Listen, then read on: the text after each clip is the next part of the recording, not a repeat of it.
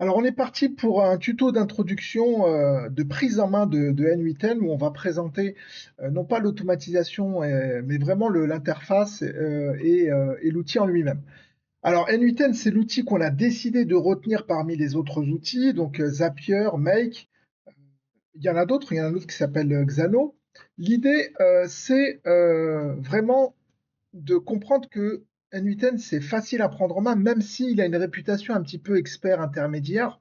Il y aura toujours des briques ici qu'on va manipuler et qu'on va connecter entre elles. Et vous vous en doutez, bah, l'information va circuler entre deux briques. On va appeler ça même des nœuds. Et forcément, si l'information circule, il va falloir autoriser cette circulation d'informations, ce qui nous amène à ce qu'on appelle les credentials, les accès. Et on va commencer par ça. Lorsque vous arrivez sur N8N, vous arrivez ici sur le Overview, vous arrivez sur votre tableau de bord et vous êtes en général ici. D'accord? Donc ici, vous allez avoir ici le personal, ici le shared with you, donc c'est la possibilité de partager des workflows à quelqu'un et les autres peuvent vous partager des workflows. Donc ici, euh, vous allez pouvoir voir les workflows qu'on a partagés avec vous. Ensuite, ici, vous allez pouvoir trouver une source de template. Vous avez vu que l'adresse a changé, puisque moi, je travaille sur en fait un N8N qui est hébergé. C'est-à-dire que, contrairement aux autres outils N8N, au lieu de vous proposer simplement la solution N8N en SaaS où vous allez vous abonner, il vous permet aussi de récupérer l'outil, de l'héberger vous-même. Et en général, l'adresse va être différente. Donc là, les templates sont accessibles sur le SaaS. Voilà, donc vous allez pouvoir ici créer des variables, notamment des variables globales. Et ça, c'est lorsque on a un plan, lorsqu'on paye. Et ce n'est pas le cas pour nous.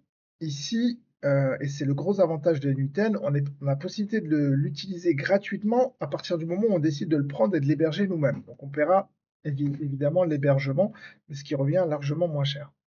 Donc voilà pour l'interface. L'interface est assez sommaire. Vous voyez ici sur la partie Settings, on va avoir ici simplement tout simplement ici les accès, ici les utilisateurs que l'on peut ajouter à son N8N. Ici l'API de N8N, c'est très peu utilisé. Pareil ici, vous allez très peu l'utiliser. Là, c'est accessible en plan entreprise. Donc tout ça, voilà, tout ça, on va pas l'utiliser en fait dans nos cas. Et ça arrive lorsqu'on travaille de manière collaborative. Donc finalement, N8N, ça se résume à quoi? Ça se résume à personnel. Voilà, tout se passe ici. Et c'est ici que ça va nous intéresser. Donc il y a trois choses à voir. C'est les credentials et l'exécution. L'exécution en mode test et en mode production. C'est tout ce qu'il y a à savoir. Ensuite, c'est de l'utilisation, donc c'est de la connexion de modules. D'accord? Donc alors, on va commencer par les credentials. Les credentials, ce sont les accès par ce qu'on appelle des tokens avec les nœuds que vous allez utiliser. Par exemple, si j'utilise Telegram, eh bien, Telegram, je vais m'en servir dans un nœud N8N de mon automatisation. Pour que les informations puissent partir de Telegram, il faut que j'autorise ça et je vais donc récupérer un token, ce qu'on appelle, donc c'est une clé sur Telegram et à partir de là, je vais pouvoir utiliser Telegram. On fait une petite démo avec Telegram justement parce que c'est l'outil le plus simple. Et là, on aura compris en fait vraiment tout simplement la notion d'accès et de token. Donc, je vais ajouter ici mon écran pour que vous puissiez voir le Telegram et la notion de token. Alors, ça va être pareil pour les autres outils, hein, mais la connexion peut être différente et elle peut être aussi parfois assez complexe. Par exemple, Google, LinkedIn, Airtable, Telegram vont avoir des connectivités qui sont différentes les unes des autres parce qu'on n'est pas dans N8N, c'est eux qui décident comment protéger leurs données. Par exemple, ici Telegram et Airtable, c'est relativement simple, OpenAI aussi, mais LinkedIn et LinkedIn, c'est beaucoup plus complexe. On va déjà montrer la partie Telegram. Donc voici mon téléphone, donc là je suis sur Telegram. En fait, il y a une procédure sur Telegram. On va chercher bot phaser et on va utiliser des commandes Voilà, et on va créer un bot en faisant new bot, ici /new bot, et ensuite, on va nommer son bot et on va obtenir ici une clé d'API, juste là. Cette clé d'API, je vais pouvoir la coller. Voilà, je viens de la coller. Et ensuite, ici, je vais l'ajouter. Voilà, je vais l'ajouter. Et donc, c'est comme ça que je vais connecter mes outils à N8N parce que en faisant ça, je vais autoriser N8N à pouvoir récupérer des informations et les transférer au nœud suivant. Donc, on imagine que ça va être la même chose pour Airtable. Je vais vous montrer aussi pour Airtable ou pour OpenAI. On va aller sur Airtable. Si on part, donc Airtable token, on va juste taper Airtable token. On va tomber sur Personal Access Token directement. Et ici, voilà, on arrive sur une interface. Et là, on peut créer un token. On va, euh, on va y aller. Et voilà. Donc là, il y a des tokens qui ont été créés. On a ici les identifiants. Alors, il faut comprendre que lorsqu'on a créé le token n'est plus visible. Donc, on va l'appeler ici token 2, tout simplement. On va donner des accès. Donc là, on peut décider de gérer le niveau d'accès. Et là, j'ai un token. Et voilà. Donc ce token, je vais ici l'utiliser sur, euh, sur mon environnement. Donc là, j'étais sur mon environnement. J'ai plusieurs, j'en ai plusieurs qui sont ouverts. Ça doit être celui-là. C'est pas celui-là, c'est pas grave, ça doit être c'en est un autre. Voilà, c'est celui-là. Donc là, j'arrive ici et je vais rentrer mon token. Mais parfois, c'est un petit peu plus compliqué. Donc là, il y a plusieurs paramètres à mettre. Il y a aussi un paramètre qui est donné par N8N qu'il faudra mettre sur LinkedIn. Donc voilà. Donc voilà pour la partie credential. Quand on a fait des credentials, eh bien c'est pour permettre ce flux d'informations. Par exemple, ici, on a un, ici un Telegram qui va nous permettre d'utiliser on a un nœud Telegram qui va nous permettre d'utiliser Telegram. Donc je ne vais pas le commencer ici, je vais partir d'un premier workflow. Donc j'arrive ici sur l'interface. Alors voilà. Alors, je suis prêt à créer. Donc je suis maintenant dans la partie création de workflow. La partie création de workflow va nous permettre d'aller chercher des nœuds, de les connecter entre eux. Alors ici on a un plus, ici on a un gros plus, ici on a éditeur, exécution, évaluation. Donc, c'est ce qu'on va voir maintenant. Alors ici, lorsque je clique sur ce plus, on voit que on a une barre de recherche. On peut aller chercher ici les nœuds. Donc si je veux chercher le nœud Airtable, je vais le trouver. Si je veux le nœud Telegram, je vais aussi le trouver. Mais avant d'écrire, on voit qu'il y a différentes catégories. Donc vous voyez que on a ici plusieurs catégories, c'est on form submission, on webhook call, on schedule, on app event, etc., etc. Et en fait, ça, eh bien, ça pose la question de ce qu'on appelle les webhooks. Les webhooks, ça permet notamment de gérer l'arrivée d'un événement, un événement notamment asynchrone. On va l'expliquer, vous allez vous en rendre compte juste maintenant à partir de Telegram. Alors, on va aller chercher le nœud Telegram et on voit ici qu'on a des actions. Donc, on peut récupérer un message, on peut supprimer un message, on peut envoyer un message, envoyer un document, etc. Donc, tout ça, ce sont un certain nombre d'actions. Mais ici, on voit une catégorie qui s'appelle trigger. Trigger en anglais, ça veut dire déclencher, déclencheur. En fait, l'idée avec Telegram, c'est de pouvoir déclencher une automatisation dès lors qu'on commence à discuter sur Telegram. Ça peut être vraiment très intéressant de détecter cet événement. Et donc là, trigger on message, par exemple, ça va nous permettre ici de déclencher l'automatisation dès lors que je vais commencer à parler avec le bot Telegram. Donc sur Telegram en l'occurrence, j'ai créé un bot pour pouvoir commencer une automatisation et là on est sur un déclenchement d'automatisation et là on utilise un trigger ou un webhook. Et c'est à ça que ça sert. Et voilà, donc c'est parti. Derrière, je vais pouvoir, par exemple, euh, tout simplement commencer un workflow. Et là, vous voyez que comme il n'y avait rien tout à l'heure, donc je recommence, comme il n'y avait rien tout à l'heure, il me proposait que des déclencheurs. Et maintenant que j'ai quelque chose, il va me proposer de commencer véritablement ici le workflow. Et là, lorsque j'appuie sur plus ici ou là, vous voyez que j'ai des catégories qui vont ranger tous les nœuds entre eux. Donc les nœuds IA, je vais avoir tout ça. Ensuite, pour les nœuds d'action, je vais avoir en fait tous les modules, hein. Là, il y en a énormément. Donc, je vais pouvoir faire du Google. Je vais pouvoir faire ici du HubSpot. Je vais pouvoir faire du Intercom. Je vais pouvoir faire ici du mail, hein, avec Microsoft. Je vais pouvoir faire ici du Miro. Voilà, je vais pouvoir faire ici de la base de données, etc. Ici, sur la data transformation, je vais pouvoir faire du code. Je vais pouvoir ici aussi faire de la transformation de data. Je vais pouvoir faire aussi de la manipulation de données avec tout ce qui est conditions, if, etc. Je vais pouvoir faire du fichier. Voilà, donc c'est super intéressant. Ensuite, sur la partie flow, voilà, ici, bon, j'ai parlé du if. Je vais pouvoir aussi rassembler les informations. Je vais pouvoir faire des boucles. Je vais pouvoir aussi stopper ici le flow. Ensuite, ici, core, donc là, je vais pouvoir faire des requêtes web, donc HTTP, ça va nous servir aussi. Je vais pouvoir exécuter des données.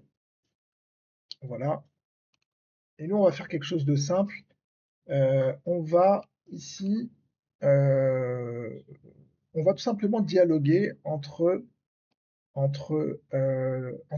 un bot. On va créer un bot Telegram.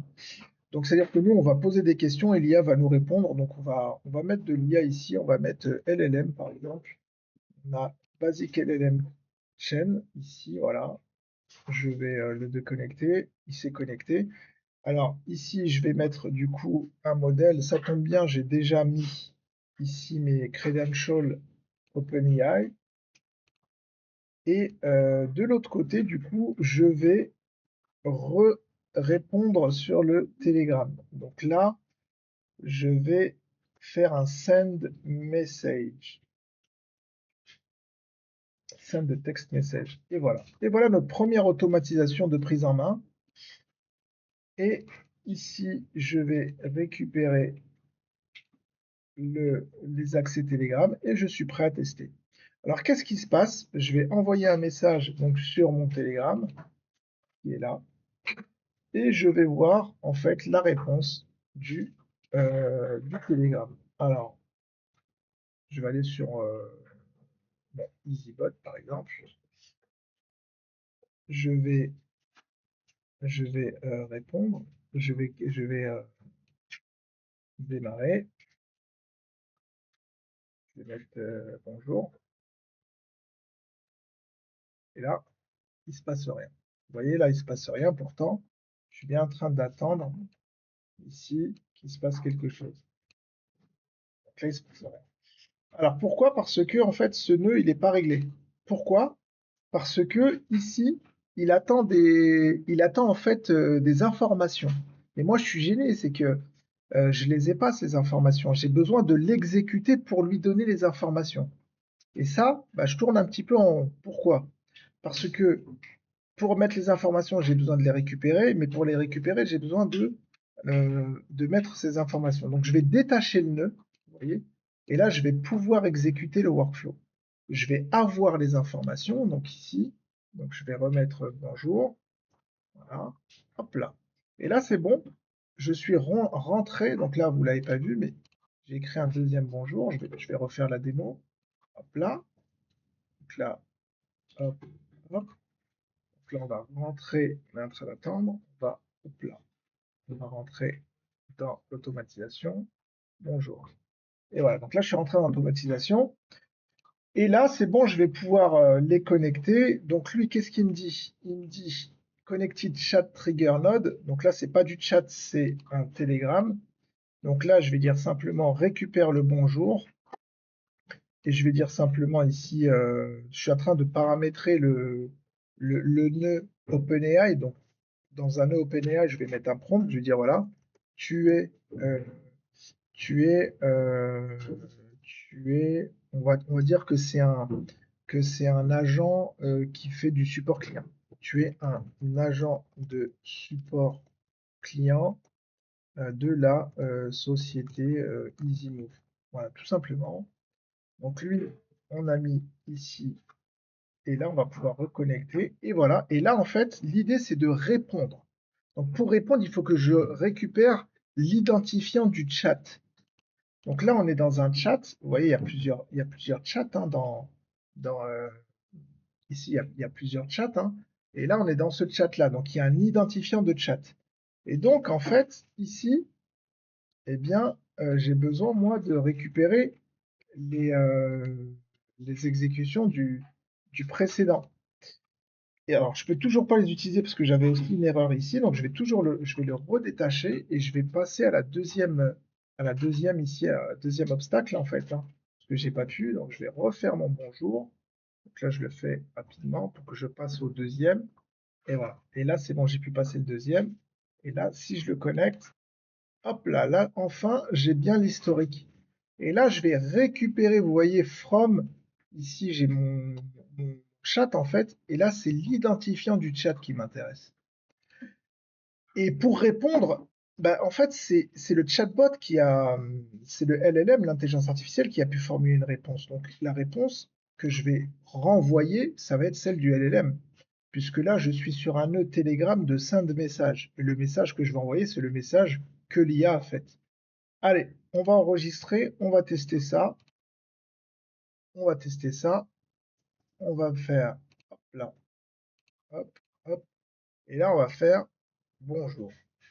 Et là, qu'est-ce qui va se passer? On va voir, et voilà. Bonjour, comment puis-je vous aider? Aujourd'hui, on a bien eu une réponse. Donc voilà comment faire des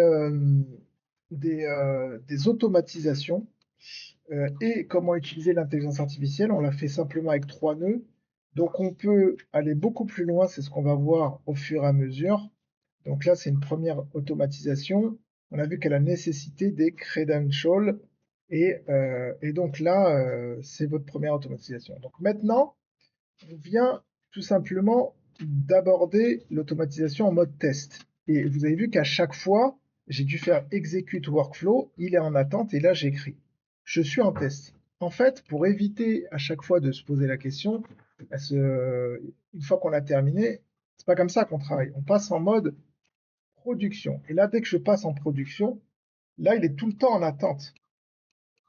Dès que je vais écrire, il va pouvoir interagir avec moi sans que j'appuie. Donc là, je vais écrire bonjour et là, vous allez voir qu'il va me répondre. Donc là, il va répondre. Euh, j'ai envie de visiter Paris. Que me conseilles-tu? Donc là, on voit que le prompt, il va peut-être répondre. Hein. Là, on voit que le prompt, finalement, n'est pas adapté parce qu'il va me répondre. Qu'est-ce qu'il va me répondre? On va voir ça tout de suite. Voilà, il m'a proposé quelque chose, mais c'est pas son rôle il est responsable commercial de EasyMove. Donc là, évidemment, là, il faudrait faire un prompt de manière à ce que, il respecte son rôle. Et là, c'est un autre sujet. Il faut entraîner l'IA de manière à ce qu'elle soit spécifique dans son rôle. Et donc là, on est en mode production. Et lorsque on a un problème dans les productions, on peut les débugger, on peut voir ce qui s'est passé. Il suffit d'aller dans exécution.